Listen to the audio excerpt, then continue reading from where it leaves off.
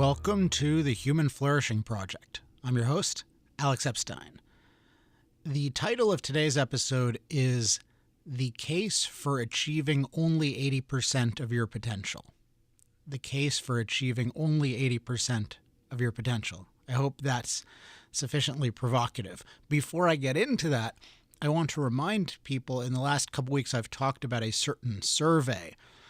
And it's a survey to collect examples of truly great content. So if you haven't heard the episodes, go listen to them. But the short version is go to tinyurl.com/trulygreatcontent3. That's the number 3, tinyurl.com/trulygreatcontent3.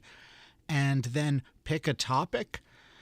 And then with that topic, any topic that you're passionate about or interested in or have recommendations about, then pick 5 pieces of great content that you'd recommend to someone else. And then the deal is that if you do that, then I'll share with you the recommendations of everyone else. And so far, we've had dozens and dozens of these come in, and I shared some of them last week, and we've had even more come in.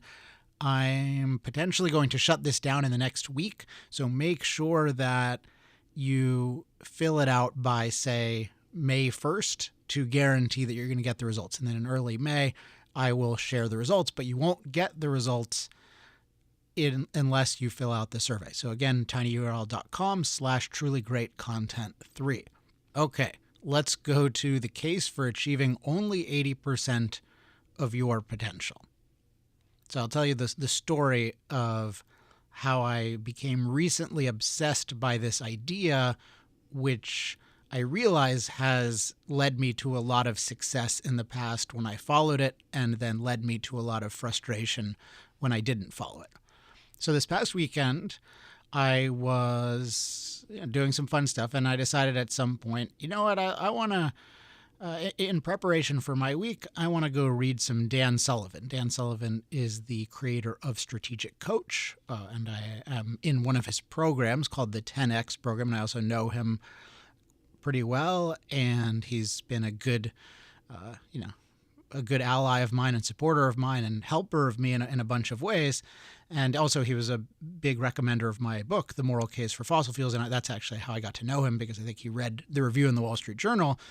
And anyway, we got to know each other. And the thing that I really like about Dan, and the reason why I mention him on this podcast probably more than anybody else, is that of all the people who give any kind of business coaching or advice, he's the one who's most focused on what I call human flourishing. And in the following sense, you can tell he really loves entrepreneurs. He's obsessed with entrepreneurs. He believes in what they do. He thinks it's moral. He finds them fascinating. He likes to be around them. I don't know if he likes to be around any other kind of person, but he really loves entrepreneurs. And he really cares about entrepreneurs in the sense of he wants entrepreneurs to enjoy being entrepreneurs. And he'll often talk about entrepreneurial freedom. And he'll talk about, you want, as an entrepreneur, you want your business to be something that liberates you. You want more what he'll call freedom of purpose, freedom of relationship, freedom of time, freedom of money.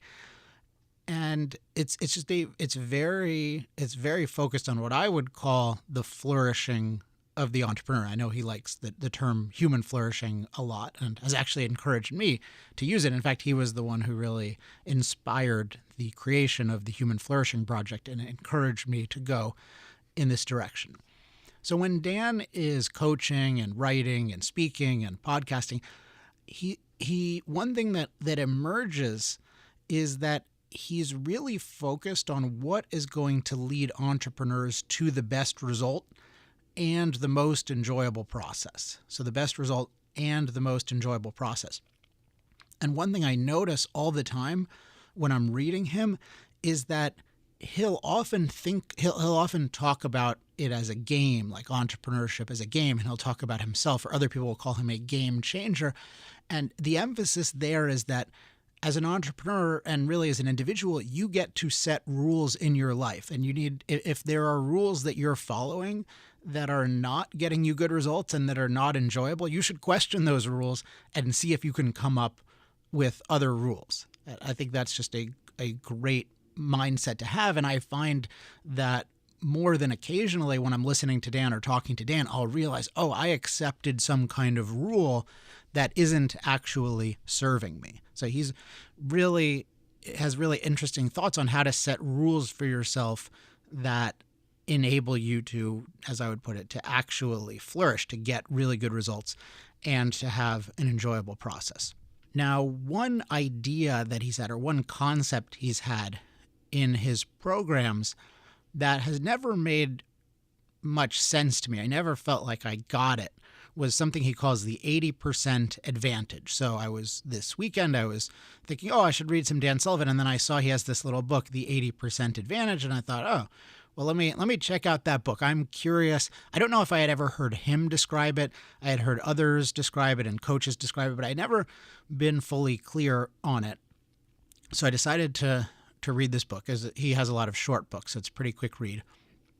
And first of all, I would just say this is a really great book, maybe my favorite of his, even leaving aside the 80% advantage specific concept. It's just a really great overview of how entrepreneurs and other people will often make themselves miserable by taking a certain approach to projects. And part of that approach is that they have to do the project. And I'll be using my terminology here. So if you want to read Dan's version, which I suggest, find that book online, The 80% Advantage. But this is my interpretation of it.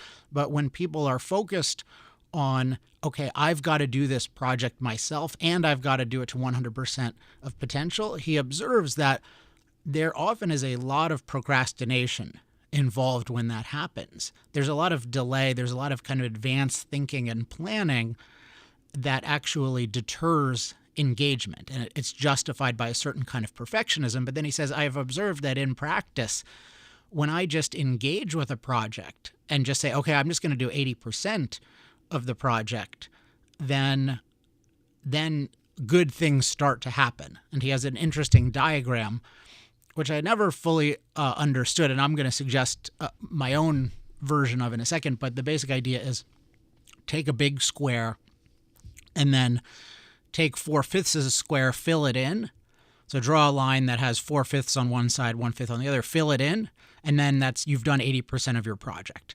But then if you take the remaining blank part, fill in 4/5 of that, and then you've done 96% of the project. And then you fill in 4/5 of that, and then you've done 99.2% of the project. So his idea is you don't just have to think of, I'm going to do 100% of the project. You can just think, I'm going to keep doing 80% of what remains. And there are different ways of thinking of doing that. And the idea is if you divide it up that way, often that will cause you to engage more quickly and get better results. So there's definitely something powerful here. But I started thinking about, okay, how does this apply to writing? Because that's the thing that I think about most. And then this led me to this idea of, okay, the case for achieving only 80% of my potential, although you'll see it actually leads to something much better. But I found that when I'm writing, and let's say I'm working on an outline, like a draft of an outline, and it's complex, and I have a lot of ambition for the project. I think, I really have a vision for how good this could be, and I want an outline that achieves 100% of the potential of the vision. Well, what happens? Well, that often creates a lot of pressure on me. I think, look, well, is this the way to do it? Is this the way to do it? Is this the way to do it? And it often is stifling me. And so that's an interesting thing. And so that definitely makes it less enjoyable to feel stifled and to just have that kind of pressure. And then it's all worry about it and all kinds of things. But then I've noticed, okay, if I say, well, you know what? My goal is pretty quickly, I just want to create an outline that's 80% good enough. That's 80% of potential, and I can always go back to it later or have someone else look at it. This doesn't have to be the final version, but I'm going to do 80%. Now, something fascinating happens here. One is that, so the first thing is that I can do it much more quickly, and usually much more enjoyably, in part because I'm relaxed. So I notice it takes much less time to do 80% than 100%. Now you might think, well, of course it takes less time. But interestingly, it may take about 1/5 of the time. And one thing that confirms this is the 80-20 rule. So here's a different perspective on the 80-20 rule. The 80-20 rule is the idea that 20% of the effort you put in is responsible for 80% of the result. So 20% of the effort you put in is responsible for 80% of the result. Well, then another perspective on that is if you think of the result as 100%, it means that it takes 1/5 of the time to get 80% as it does to get 100%. So that's interesting. And then also I find myself much more uninhibited at 80% because I don't think everything has to be perfect. And sometimes I even think of things I wouldn't think of otherwise. And I definitely don't get stuck in the same way. It's a totally different dynamic. So it's faster and it's more enjoyable. So that's one thing. But then that's just the first. So the first advantage is that it has this efficiency. It's an efficient and enjoyable use of my ability. But then here's where it really gets interesting. So one thing is that I can delegate it. So I can then delegate the rest of the project, or I can delegate any chunk of the project to somebody else. So I'll even do it in something where I'm not delegating much, like an outline. So let's say I have, particularly on my first version of Moral Case for Fossil Fuels, I mentioned in the acknowledgments a guy named Greg Salmieri, who's a friend of mine and a really good philosopher, and he would give me a lot of help with the outline. And looking back on that, I would see, when he's helping me, he's not thinking, I need to do this to 100% of my potential. He's just saying, look, I need to do a good job on this. But interestingly, with his philosophical perspective, plus the fact that he's not the one writing the thing, which gives you a lot more objectivity and distance from a piece of writing, if I wrote an 80% outline and then gave it to him, he could give me feedback that would then allow me to make the outline way better than my original 100% conception, because my original 100% conception was limited by my ignorance at the beginning of the project, which is always going to be substantial. So interestingly, I can actually get to more than 100% more quickly by bringing in another person and bringing in their unique abilities, and even if they're just using 80%. So that's, and then if you think in business, you can do this all the time. If you just keep getting 80% of different people doing something to 80% of their potential, but their potential is really high in different ways, what Dan Sullivan would call their unique ability is different, then you can get a project that's way better than you could conceive of doing yourself. So that's one really cool dynamic.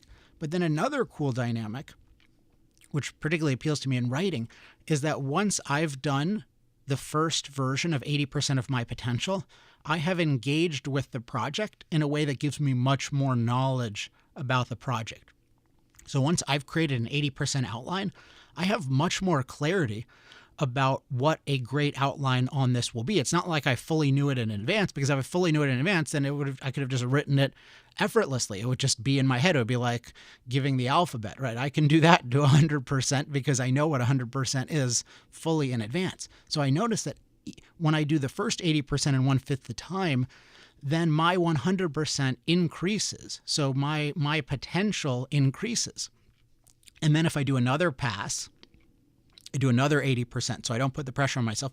But then that second outline, even if it takes 2 hours versus the 5 hours for the original 100% outline, that could already be better. And then another 80%, it's not 80% of my initial potential, it's 80% of my evolving potential.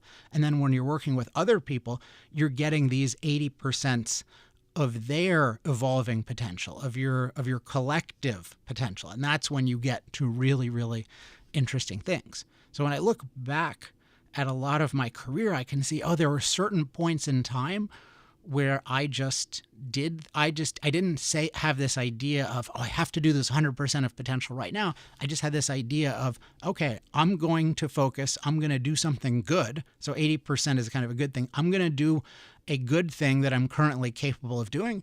And then either I'm going to revisit it later when I'll have more capability, or I'll bring in other people's capabilities.